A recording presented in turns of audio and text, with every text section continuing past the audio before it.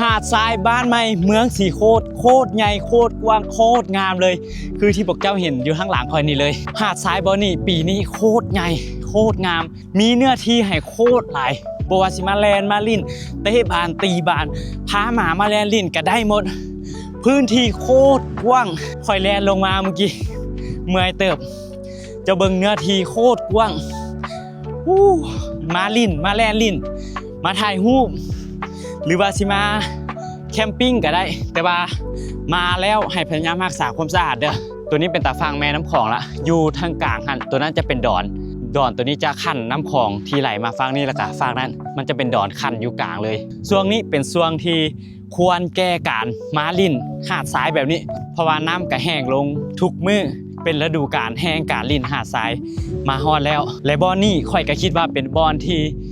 เป็นหาดทรายที่ใหญ่ที่สุดในนครหลวงเลยในขณะนี้ในตอนนี้เด้อข่อยยังบ่เห็นบ่อนใดที่มันใหญ่ขนาดนี้กว้างขนาดนี้แล้วก็งามขนาดนี้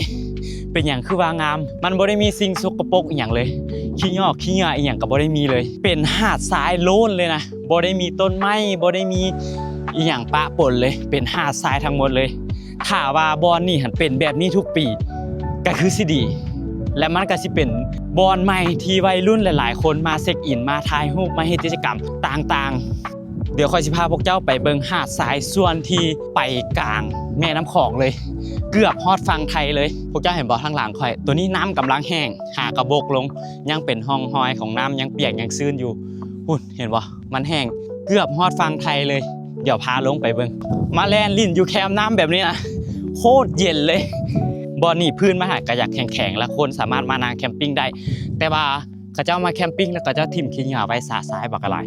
ขอฝากไว้เด้อสำหรับไผ่ที่มาและพยายามรักษาความสะอาดเพื่อที่หาดทรายตัวนี้จะได้เป็นบอลเฮ็ดกิจกรรมเป็นบอลแคมปิ้งให้กับคนต่อๆไป